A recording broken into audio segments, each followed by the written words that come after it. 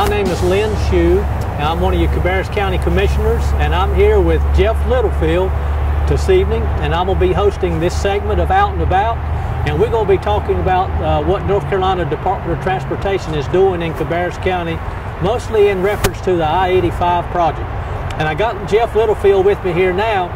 Jeff, what I was wanting to ask you was, could you sort of bring us up to speed as to where we are with this project here on I-85? Yes, sir. We're widening I-85 through Cabarrus County. The project runs from just north of NC 73 up to just north of Moose Road Bridge, which is in Rowan County. Currently, they're widening the entire portion at one time.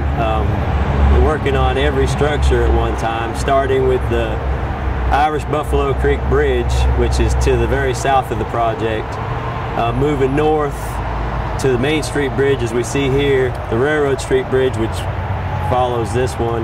We took out the Ridge Road Bridge, which will not be returned. Right.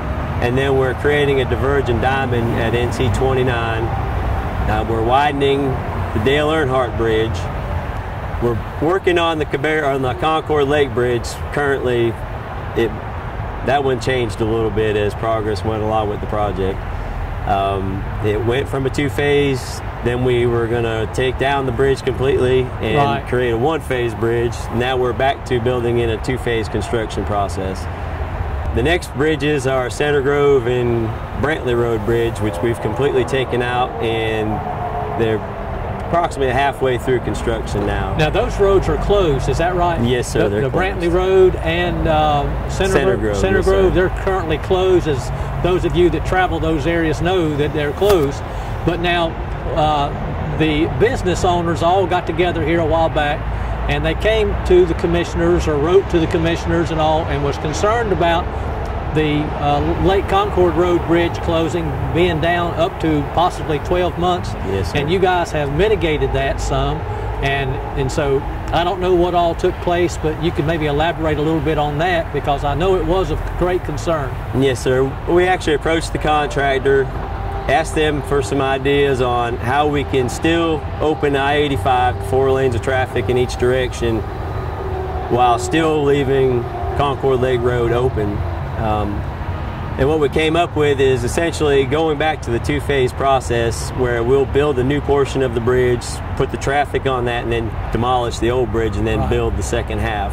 Well, the thing about that bridge there is, because I know my wife and I, we went around one night, we started getting complaints. We went around and just counted the businesses, you know, that was in that area right there. Yes. And they were somewhere 130, 140, maybe even more businesses that would have been directly affected by that bridge if it was out for a whole year. So I, for one, on behalf of the business owners and the residents in that area, thank you and the North Carolina Department of Transportation for working that out, where we're only going to lose maybe a month now.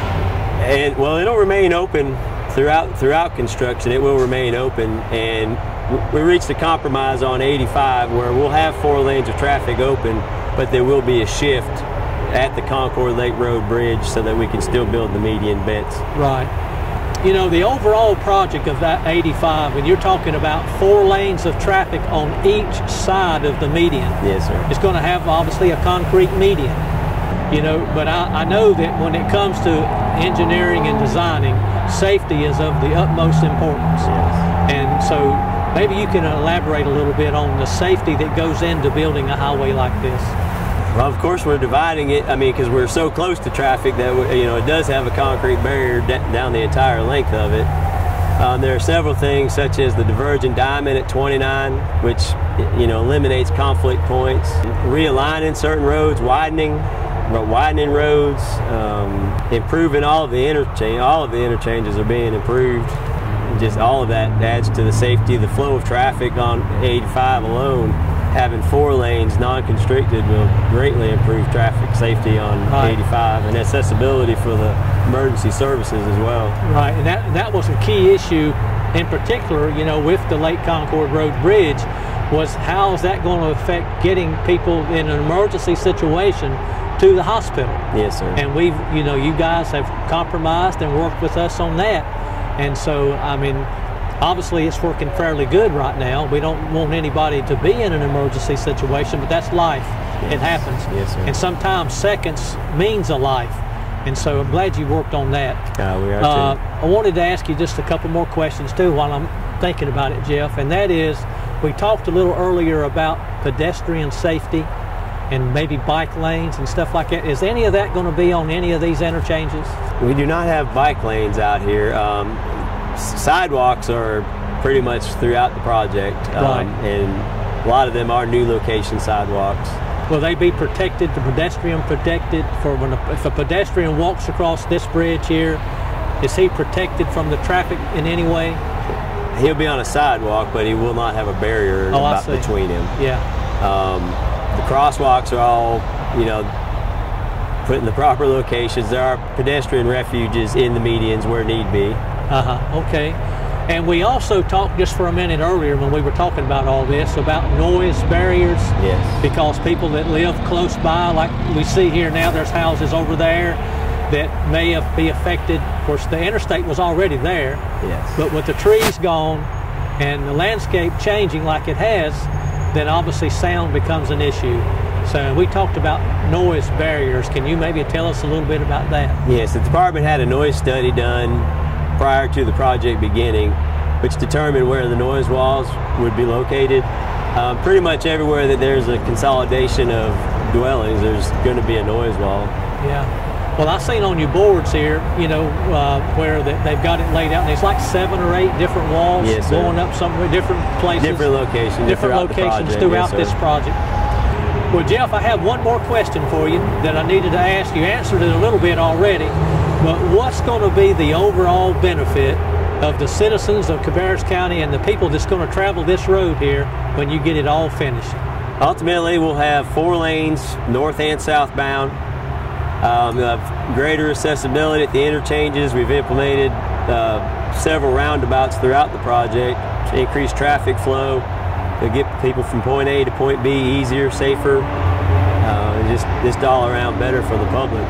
So there won't be no more bottlenecks. Can you promise me that? Well, I hope there isn't. Okay, no more bottlenecks. No, okay, well, speaking of bottlenecks, it's getting about time for it to pick up. Yes, as the sir. viewing audience can see, it's beginning to pick up out here. Well, Jeff, it's been a very informative time, and I want you to know I appreciate you taking your time. With Jeff being the resident engineer for Cabarrus County, you took your time. It's valuable time, and we appreciate you being here with me on Out and About. And I have another guest that's going to be coming up that's going to talk to us a little bit about the Rowan County portion of what this project all entails. But for now, we're going to wrap up this part, and I'll be bringing my new guest on in just a minute, and we're going to talk about Rowan County a little while.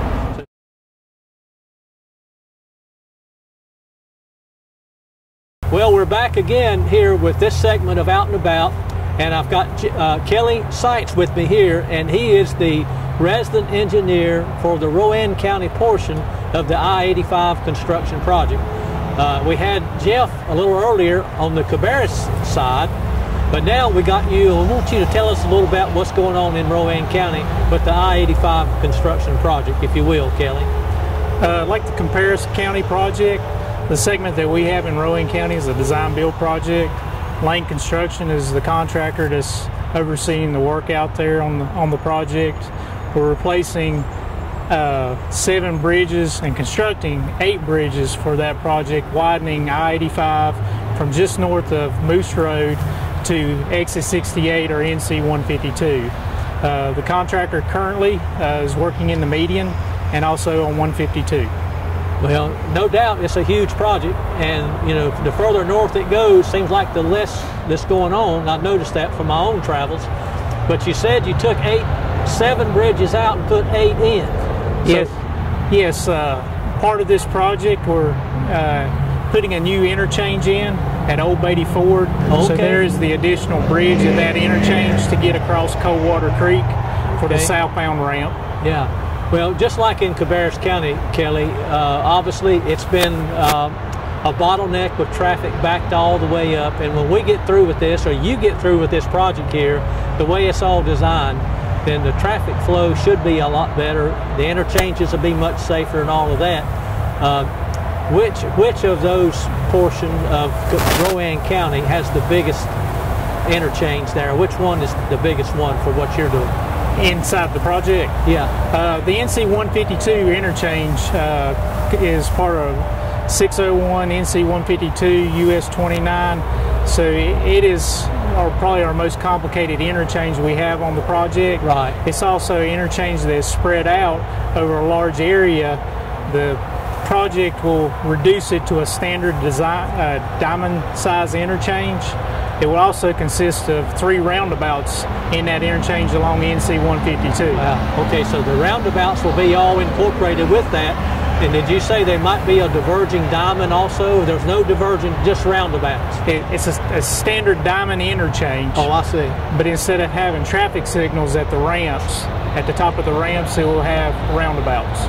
Well, you know, as we travel around the country these days, we're seeing more and more modern interchanges, modern interstates, and most of this is all obviously to move traffic, but keeping safety involved as well, because obviously people get killed every year on the interstates, and very dangerous. And so the more safety we put into them, the better off we're going to be. We were talking earlier with Jeff about Cabarrus County's portion of the I-85 project, and it's supposed to be completed by December of 2018. Now, what about the Rowan County portion? When is your expected completion date on it? The Rowan segment we're expected to have complete fall of 2019, and that would include the interchange at Old Betty Ford. But we want our residents and those that travel these roads to know that even though this out and about segment is a very small portion, but it will let you know a little bit, hopefully more than what they did know before. And but I appreciate your time. I thank the Blythe Construction Company for being the contractor and for the good job that they're doing, all to make Cabarrus County a safe place to live, a safe place to travel. And once again, thank you, Kelly, for being here with me. Thank you. Okay, folks, that wraps up another edition of Out and About. Hope you enjoy it, and we'll see you around the bend. If you have suggestions for topics or location that you would like to see on Out and About, please contact us. Our email address is outandabout@cabarruscounty.us.